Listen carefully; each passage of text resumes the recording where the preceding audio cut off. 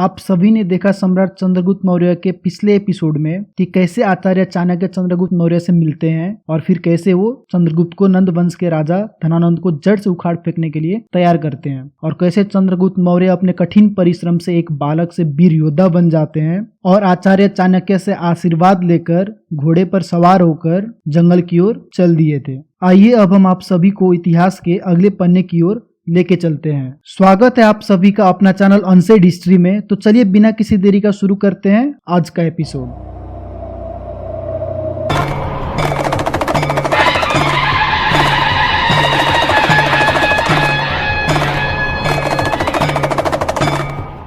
जिस समय चंद्रगुप्त मौर्य जंगल में योद्धाओं को इकट्ठा करके एक राष्ट्रवादी सेना का निर्माण कर रहे थे, उसी समय सिकंदर राजा पोरस पे हमला की तैयारी कर रहा था। जेनब और चिनाब नदियों के साम्राज्य पर राज करने वाले राजा पोरस एक महान राजा थे। इसके दूसरी तरफ आचार्य चाणक्य कंधार और भारत के सभी 16 महाजनपदों के राजाओं को इकट्ठा करके सिकंदर को करारी टक्कर देने की तैयारी कर रहे थे। चाणक्य ने सभी महाजनपदों के राजाओं को अखंड भारत के अखंड सेना की निर्माण की योजना बताई, पर ये योजना सफल नहीं हो पाई, जिसके बाद सिकंदर और राजा पोरस के बीच एक महाभयानक युद्ध हुआ, जिसे दुनिया ने बैटल ऑफ हाइडेस्पेस के नाम से जाना। यूनानी लेखों के अनुसार इस भयानक युद्ध के बाद राजा पोरस ने आचार्य चाणक्य से दोस्ती का हाथ बढ़ाया। तभी चाणक्य ने पोरस को अपने वीर शिष्य चंद्रगुप्त मौर्य से परिचित करवाया। ईसा के जन्म के 323 साल पहले सिकंदर की मृत्यु हो गई और इस समय तक सिंधु, कंधार, ईरान और पंजाब के कई बड़े हिस्सों पर सिकंदर के सेनापतियों का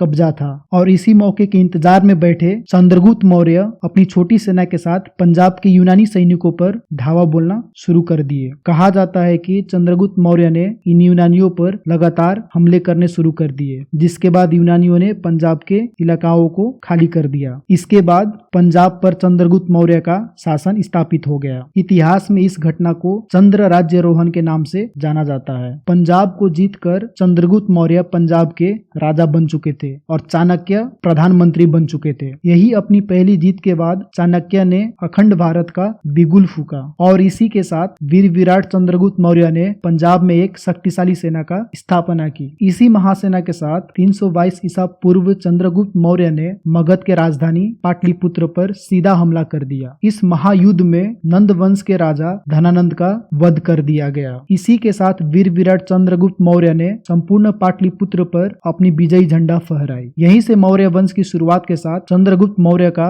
राज्य अभिषेक किया गया। इसी के साथ चंद्रगुप्त मौर्य ने पूरब से पश्चिम और उत्तर से दक्षिण में अपनी कई सैनिक अभियान भेजे और इन्हीं लगातार जीतों के बाद मौर्य साम्राज्य लगातार फैलता जा रहा था। जब चंद्रगुप्त मौर्य वीर विराट सम्राट चंद्रगुप्त मौर्य बन चुके थे, तब उनकी विवाह दूरधरा से करवा दिया गया। प्रधानमंत्री चाणक्य को हमेशा डर लगा रहता था कहीं कोई सम्राट को जहर देकर न मार दे, जिसके लिए चाणक्य बिना किसी को बताए सम्राट को रोजाना भोजन में थोड़ा थोड़ा जहर देकर उनको जहर का आदी बना रहे थे, ताकि कोई उनको चाह कर भी ना मार पाए। लेकिन एक दिन ऐसा हुआ कि गलती से सम्राट चंद्रगुप्त की पत्नी ने उनका भोजन खा लिया, जिससे उनकी स्वास्थ्य बिगड़ने लगी और वो उस वक्त गर्भवती भी थी। तभी चाणक्य ने खंजर से उनकी पेट को काटकर बच्चे को सुरक्षित बाहर निकाल लिया और बच्चे का नाम रखा गया बिंदुसार। इसी समय सीरिया के शासक सेल्यूकस निकेटर को समाचार मिले कि एक 26 साल के लड़के ने पंजाब को जीतकर यूनान के राज्यों को तहस नहस कर डाला और संपूर्ण राज्य पर अपना अधिकार कर लिया। इसी हमले के जवाब में साल 305 ईसा पूर्व सेल्यूकस ने चंद्रगुप्त मौर्य पे हमला कर दिया। इसी हमले में चंद्रगुप्त मौर्य ने सेल्यूकस के सेनाओं पर ताबड़तोड़ धावा बोला। सेल्यूकस कुछ समझ ही नहीं पाया कि आखिर हो क्या रहा है, क्योंकि सेल्यूकस का हर योद्धा चंद्रगुप्त के सामने घुटने टेक चुका था। ये सेल्यूकस के इतिहास की सबसे करारी हार सिद्ध हुई। इतिहास में इसी घटना को शिकारी का खुद शिकार बन जाना कहा गया है। सेल्यूकस के सेनाओं को चंद्रगुप्त के सेनाओं ने चारों तरफ से घेर लिया। मौत रूपी चंद्रगुप्त महान निकेटर के सामने खड़ा था। तभी सेल्यूकस ने चंद्रगुप्त महान के साथ अपनी हार स्वीकार करते हुए संधि की। इस संधि के तहत सेल्यूकस ने सम्राट चंद्रगुप्त को बलूचिस्तान, हेरात, कंधार और काबुल राज्यों का राजा घोषित कर दिया। सेल्यूकस चंद्रगुप्त मौर्य से इतना भयभीत हुआ कि उसने अपनी बहन हेलेना का विवाह चंद्रगुप्त मौर्य के साथ करवा दिया। दूसरी तरफ वीर चंद्रगुप्त मौर्य ने भी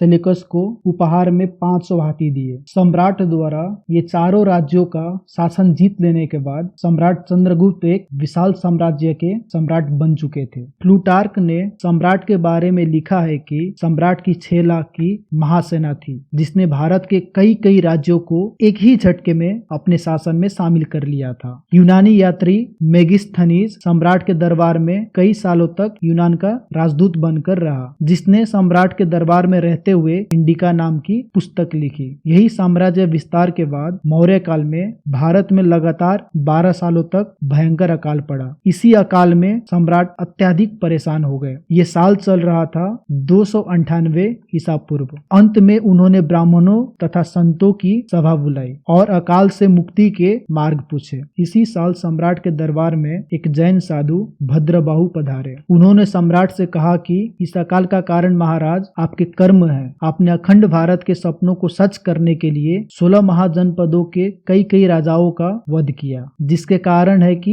यह अकाल पड़ा है। सम्राट ने पूछा, इसका क्या उपाय है? संत भद्रबाहु का जवाब था संतहारा। संतहारा का अर्थ था राजपाट छोड़कर गुप्त स्थान पर भूखे प्यासे रहकर अंतिम सांस तक अपने इष्ट आराध्य का ध्यान करते रहो। इसी के साथ साल 298 ईसा पूर्व सम्राट चंद्रगुप्त मौर्य ने जैन मुनि भद्रबाहु से जैन धर्म की दीक्षा लेकर राजपाट अपने पुत्र बिंदुसार को सौंपते हुए संतहारा व्रत के लिए कर्नाटका के जंगलों के तरफ निकल गए। इस तरह से सम्राट ने अखंड भारत पर एक छत्र शासन स्थापित किया, लेकिन वे दक्षिण भारत के कलिंग और तमिल को कभी नहीं जीत पाए। पर सम्राट चंद्रगुप्त मौर्य के पोते सम्राट अशोक ने अपने दादा का सपना पूरा करते हुए अंत में कलिंग विजय कर लिया था। आप सभी को हमारी ये एपिसोड कैसी लगी कमेंट करके जरूर बताएं और हमारे साथ जुड़े रहने के लिए हमारे चैनल अनसेड हिस्ट्री को आज ही सब्सक्राइब कर दें। और यदि आप किसी खास चीज पर या फिर किसी खास इतिहास पर कोई वीडियो चाहते हैं तो कमेंट करके